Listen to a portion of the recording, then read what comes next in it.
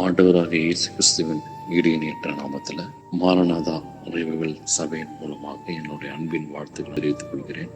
ஆண்டவர் இந்த ஜூலை மாதம் முழுவதும் கண்ணின் மணியை போல நம்மை அற்புதமாக நடத்தி வந்தார்.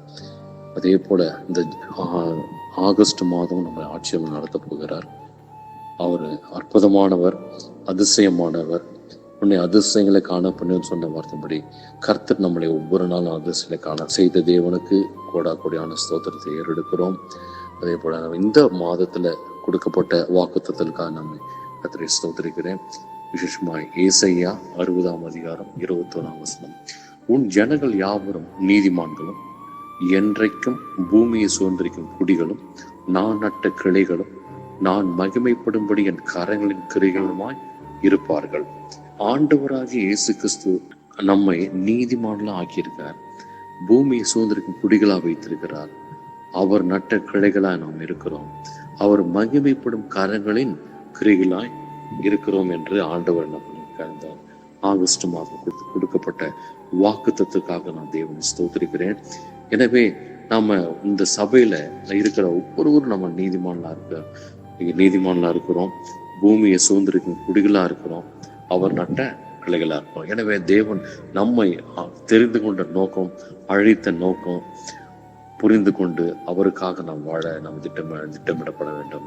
எனவே நாம் ஒவ்வொரு நாளும் நாம் வேலைக்கு சென்றாலும் என்ன காரியம் செய்தாலும் அவர் பூமியை சுதந்திரிக்கும்படியான ஒரு காரியத்தை நமக்கு வைத்திருக்கிறார். ஏதோ நம்ம போனோம் வந்தோம் ஏதோ இருக்கிறோம் அப்படி அல்ல. ஒவ்வொரு நாளும் ஒரு வித்தியாசமான காரியத்தை ஆண்டவர் நமக்கு வைத்திருக்கிறார். நன்மையான காரியங்களை வைத்திருக்கிறார். அதை நாம் சுதந்திரிக்கப்பட வேண்டும். எனவே தேவன் அதுதான் விரும்புகிறார்.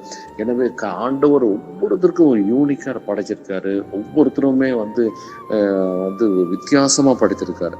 1 பேதுரு 2ஆம் அதிகாரம் 9ஆம் வசனத்துல நாம் பார்க்கிறோம், நீங்கள் உங்கள் அந்தகாரத்திலிருந்து தம்முடைய ஆச்சரியமான ஒளியின் இடத்திற்கு வரவழைத்தவருடைய புண்ணியங்களை அறிவிக்கும்படி தெரிந்து கொள்ளப்பட்ட சந்ததியாயும் ராஜரீக ஆசை கூட்டமாயும் பரிசுத்த ஜாதியம் அவருக்கு சொந்தமான ஜனமாய் இருக்கிறீர்கள் என சொல்லப்பட்டிருக்குது.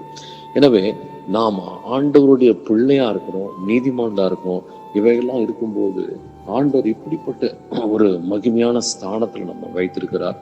எனவே ஆண்டவருக்காக நம்ம எதையாலும் செய்ய வேண்டும். நம்ம வேலை காரியமோ எல்லாருக்கும் ஏதாவது ஆண்டவருக்காக நம்ம செய்ய நம்ம முன்பட வேண்டும். அவருக்காக ஊழியம் செய்யற காரியங்கள்ல அவருக்காக சாட்சியா நிக்கிறதுல இந்த மாதிரி ஒவ்வொரு நாளும் ஒரு படி மேல போய் கொண்டே இருக்க வேண்டும். கர்த்தர் நல்லவர் என்று ரிஸ்துப்பார்கள், அவர் மேல் நம்பிக்கை இருக்கிற மனுஷன் பாக்கியம் என சொல்லப்படுறது சங்கீதம் 34. எனவே நம்ம ஒவ்வொரு நாளும் அவர் ரசித்து ருசித்து வாழ வேண்டிய ஒரு வாழ்க்கைக்குள்ளாக நாம் இருக்க வேண்டும். ஒவ்வொரு நாளுமே அவர் நட்ட கிளைகள் என்று பார்க்கும்போது அவர் நமக்கு இந்த பூமியில ஒரு பர்டிகுலர் பகுதியில் நமக்கு சாட்சியா நிற்கிறார், சாட்சியா வைத்திருக்கிறார். அந்த சாட்சியின் ஜீவித்தை நாம் காத்துக்கொள்ள வேண்டும். ஏதோ நம்ம உலகத்தார் போல நம்ம இருக்க முடியாது.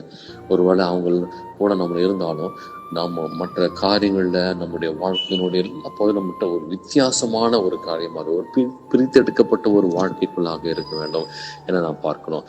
எனவே தேவன் தம்முடைய மகிமையை என்ன பண்றாரு, நமக்கு ஒருவருக்கு கூட சொல்லப்படுறார். தேவனுடைய நாம மகிமைக்காக நம்ம வாழ வேண்டும். தேவனுடைய நம்ம வைத்திருக்கிற காரியங்களை புரிந்து கொண்டு, ஏன்னா நேரத்தையும் காலத்தையும் பார்க்கும்போது அவருடைய வருகை மிக சமயமா இருக்கிறது. எனவே அதுக்குள்ளாக அல்லது நம்மளுடைய காலகட்டத்துக்குள்ளாக நாம் அவருக்கு நாம சாட்சி அளிக்க வைக்கின்றோம். மாதம் முழுவதும் நம்மை ஆச்சரியமாய் நடத்த போகிறார். இந்த வார்த்தையின் இந்த வசனத்தின்படி நம்மை அற்புதமாய் நடத்துவார் என்று நாம் விசுவாசிக்கிறோம்.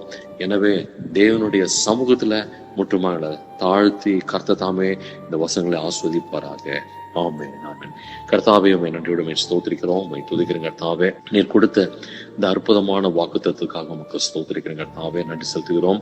அப்பா, எங்களை ரத்தத்தாங்களை கழுவி எங்களை நீதிமான ஆக்கியிருக்கிற ராஜா, உம்மை துதிக்கிறோம். அப்பா, நீ சுதந்திரிக்கும் குடிகளா நீங்க வைத்திருக்கீங்க.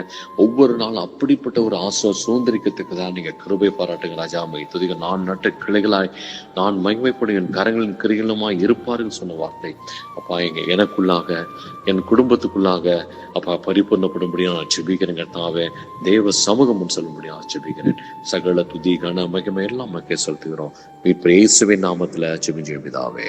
ஆமென், ஆமென், ஆமென்.